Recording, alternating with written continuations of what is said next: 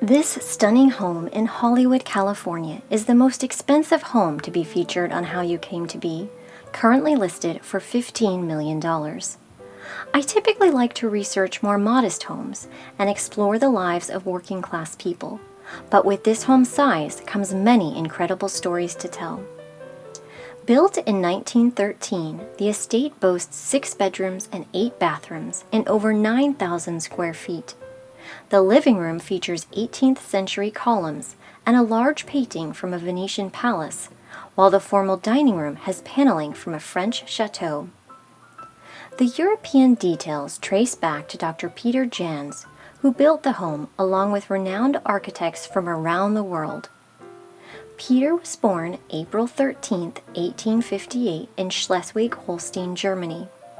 He emigrated to the U.S. in 1871 at the age of 13. He completed medical school in Iowa in 1877 and made his way to Nebraska, where he married Emma Stoltenberg in 1879. In the 1880 U.S. Census, we see Peter, Emma, and their newborn daughter, Henrietta Adele, living in Grand Island, Nebraska. Peter is already practicing medicine and would become the top physician in Hall County, Nebraska. Peter and Emma welcomed son Edwin in 1882 and son Harold in 1889.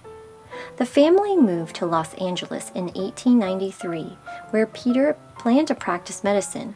However, his interest quickly turned to real estate. Los Angeles was booming, with Hollywood films and oil fields fueling the growth. Peter established the Janss Investment Company and began developing thousands of acres of farmland into plots they referred to as little farms, hearkening back to a simpler way of life at an affordable price. Early projects include Belvedere Gardens, which is now part of East LA. In the early 20th century, working-class Los Angeles families could not afford the nearly $25 a month that dominated the rental market.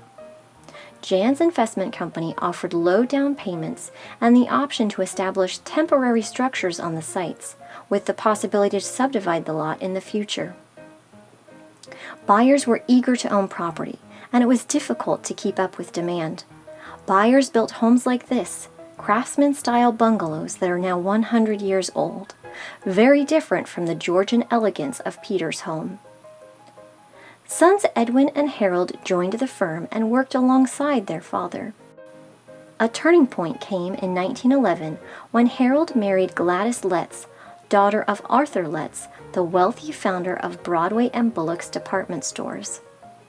Arthur owned 400 acres of property that he developed with Janss Investment Company into Westwood, a commercial district of Los Angeles that has Wilshire Boulevard running through it. The land also became part of the UCLA campus. It was likely Harold's marriage that pushed Janss Investment Company to the more lucrative commercial market, which led the family to build this house. In 1914, records indicate Peter and Emma were living in this home along with daughter Henrietta and her husband, Harold Braley, a tennis champion and businessman, along with their young children. The Janss family called this home for only a few years, as their growing real estate empire led them to build other impressive homes by 1917. According to the 1920 U.S. Census, the home was purchased by William Russell and his wife Isabel. William was born in 1854 in Connecticut. The son of a merchant, it is unclear how he made his money, though his son Sidney was a well-known poet and composer. We also see John Hoke and his wife Eleanor, who were listed as servants. John and Eleanor were black, with John originally from Pennsylvania and Eleanor from Mississippi. John typically worked as a cook, and though they never had any children, they were eventually able to own their own home by 1930. William and Isabel continued living in this home until November 9, 1928, when William passed away at the age of 74. According to his death certificate, he suffered from paralysis agitans for 12 years, which today is referred to as Parkinson's disease and characterized by tremors and muscle stiffness.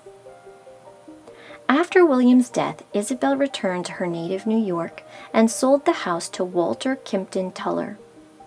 Walter was born October 6, 1886 in Kansas. He moved to California as a child and graduated from the University of California in 1908 and became an attorney the same year. He married his college classmate Edna Shepard in 1909, and they welcomed 3 children, Lulu May in 1910, Carol in 1911, and Walter Jr. in 1913, before he was called to serve in World War I. Walter attained the rank of major while stationed in France. When he returned from war, he resumed his legal and political work, and they welcomed 2 more children, Mary Louise in 1921 and Robert in 1923. But just before the birth of Robert, Edna filed for divorce from Walter, citing cruelty, thus beginning a long custody battle. By 1929, Edna had lost custody of her 2 youngest children. In June 1930, Walter married Antoinette Sable, a music supervisor at Pasadena High School. Just a few months later, Edna makes incredible accusations against Walter, claiming that their oldest child, Lulu May, became an invalid as a result of a whipping that she received from Walter. She also charged that daughter Carol was being treated for an injury she received from her father that tore the ligaments in her arm and shoulder, while Walter Jr. was unable to attend college due to lack of financial support from his father. Edna claimed that because Walter had not sent her money per the terms of their property settlement, that she had only 50 cents on Christmas Day 1930. She also questioned the accounting of her former lawyers, claiming that they spent an unknown amount on her behalf. Walter certainly had the means to provide for his 3 oldest children, and certainly should have done so. But the timing of the child abuse charges, when the children were nearly grown, and just a few months after his second wedding, is a bit suspicious, as is Edna's accusations against her attorneys. Nonetheless, Walter moved into this house in 1934 with Antoinette and youngest children, Mary Louise, now 13, and Robert, 11. While the Great Depression forced many to stand in breadlines, Mary Louise and Robert grew up in this stunning estate. They attended high school and prepared for college, though with their parents' tumultuous relationship, it is difficult to know how pleasant those years really were. In 1939, Mary Louise was planning her wedding to a fellow UCLA student, which was scheduled to take place on October 10th. On the morning of September 27th, Walter, who had been having chest pains for a few weeks, suffered a massive heart attack and died at this home. He was 52 years old. According to his will, the home was awarded to Antoinette, though Edna filed a lawsuit claiming that she deserved half of the estate, as the fortune that purchased it was accumulated during her marriage to Walter. I believe that the divided Tuller family may actually be a lesson in the psychology of war. World War I seems to be what changed the trajectory of the Tuller family. The eldest 3 children were very young when Walter went overseas. They essentially became part of a single-parent household, with different rules and expectations than they would have had with their father. Upon his return after years on the ground in France, Edna and the children found themselves face to face with a strange man hardened by war.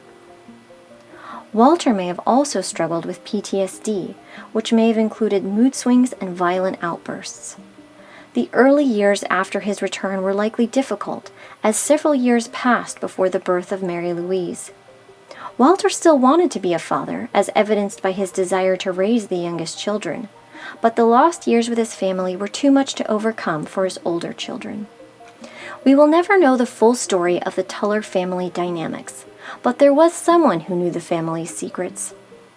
Katharina Eggetmeyer served at the Tullers as a maid in the years leading up to Walter's death, and she adds a unique layer to the history of this home.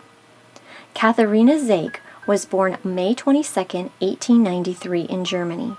She married Hermann Eggetmeyer on June 4, 1918, and they welcomed a son, Walter, in December 1919. In 1928, 35-year-old Katharina left her husband and son and emigrated to America. She arrived in New York on June 4, 1928, her 10-year wedding anniversary. She worked as a lady's maid and arrived in Los Angeles in 1932. She lived and worked at this home from 1936 until Walter's death in 1939. She likely knew the family's innermost secrets, including what type of man Walter was, good or bad, and she likely watched Mary and Robert grow up, longing for her own son, who was about their age. There are no records for Herman after his marriage to Katharina, or any for her son Walter, and no indication that they ever immigrated to the U.S. I really wonder why Katharina emigrated instead of her husband. I suspect that Herman was ineligible to enter the U.S., and that Katharina sent money back to Germany to support her son. Katharina continued living in Los Angeles, working as a maid, until April 1941, when she was diagnosed with uterine cancer. She was sent here to Rancho Los Amigos, which began as a poor farm, but eventually became a medical and rehab facility. She spent 2 months here in the final stages of cancer, which had metastasized to her liver. She passed away on October 9, 1941. Katharina's time in this home was brief, but adds another layer to the home's diverse history, with the most glamorous and powerful chapter yet to come. Around 1950, the home was purchased by Louis Stone. Louis was born November 15, 1879, in Massachusetts. After serving in the Spanish-American War and later World War I, he began acting in the theater and eventually signed with Metro-Goldwyn-Mayer. In 1929, he won an Academy Award for Best Actor for The Patriot. In 1937, he was cast in what would be his most famous role as Judge James Hardy in the Andy Hardy film series starring Mickey Rooney. He starred in 14 Andy Hardy films and became MGM's longest contracted actor. Louis married Margaret Langham, an actress, on December 30, 1906. They welcomed daughter Lucy in 1908. However, in 1915, 6-year-old Lucy passed away. There were no details about the child's death, but Margaret was said to have never recovered from the loss. In 1917, while the family was living in New York with their 2 younger daughters, Margaret is said to have either jumped or fallen from an 8th-story window of this apartment building. She was 32 years old. It seems unlikely that a grown woman would accidentally fall from a window, and the fact that their youngest daughter was only 4 months old at the time of Margaret's death, it seems possible that Margaret suffered from postpartum depression. Decades after this tragic loss, Louis moved into this home with his 3rd wife Hazel, whom he married in 1930, though she was 20 years his junior. Just a few years after moving in, on September 13, 1953, 73-year-old Louis was at home when he heard a commotion on the pool deck. Neighborhood teens had thrown his garden furniture into the pool. Stone gave chase but collapsed on the sidewalk outside of the house and died of a massive heart attack. His funeral was held at this home a few days later and was attended by several Hollywood legends, including Mickey Rooney and Lionel Barrymore. In 1956, the home was purchased by Norman and Dorothy Chandler. Norman Chandler was born September 14, 1899, in Los Angeles. His maternal grandfather, Harrison Gray Otis, became the editor of the Los Angeles Times in 1882 and worked there until his death in 1917, at which time his son-in-law, Norman's father, Harry Chandler, took over. With his influential family's backing, Norman attended Stanford University, where he met Dorothy Buffum. Her family owned Buffum's Department Stores, a regional chain of upscale stores headquartered in California. Norman and Dorothy were married on August 30, 1922, in Long Beach, California. After graduation, Norman joined the LA Times as his father's secretary. The influence and power of the LA Times and the Chandler family was legendary. The influence of newspapers on public opinion and politics during the mid-20th century cannot be underestimated, and that opinion came from the Chandlers.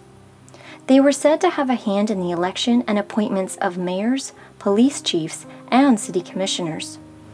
Dorothy Chandler was very active in civic matters, and the same year that she purchased this home, President Dwight D. Eisenhower appointed her to the Committee on Education Beyond High School. This home became known as the White House of the West, where Presidents Eisenhower, Kennedy, and Nixon all stayed while in California. The conversations that likely took place in these rooms, the Cuban Missile Crisis, the Kennedy assassinations, and Watergate, may have changed the course of history. But there was also a dark side to the money and power. Norman Chandler likely had ties to the mob, and in the 2005 book The Black Dahlia Files, The Mob, the Mogul, and the Murder That Transfixed Los Angeles, author Don Wolfe suggests that in 1946, Norman arranged the murder of 22-year-old Elizabeth Short, known as the Black Dahlia. He claims that Norman and Dorothy spent very little time at this home, instead leading separate lives full of extramarital affairs. He alleges that Norman met Elizabeth as part of a high-end Hollywood call service, and that she became pregnant with his child, and that it was an underground abortion doctor who was responsible for the surgical split of her torso and removal of her uterus. The allegations paint an entirely different picture of the Chandlers than any public information possibly could. Norman continued running the LA Times until 1960, when he passed it to his son Otis. He passed away from cancer in 1974. President Nixon released a statement regarding his passing, calling Norman a close friend, a worthy citizen, and an honest, forthright leader. Dorothy continued her philanthropic work and continued to own this home until her death in 1997, thus concluding a remarkable chapter in this home's history. A home of this magnitude carried more stories and details than I ever anticipated. Many of its inhabitants were directly involved in the development of Los Angeles and made a fortune in the process. Yet, despite its grandeur, there were many dark secrets that each of them carried over the threshold. From child abuse to suicide to murder, with money came more public problems, and ultimately 3 of the owners took their last breaths while living here. There were also the otherwise invisible inhabitants, including the Hoax and Katharina Eggetmeyer, whose traceable legacy is tied to their time here. They too will not be forgotten, as they are forever part of this home's housestory.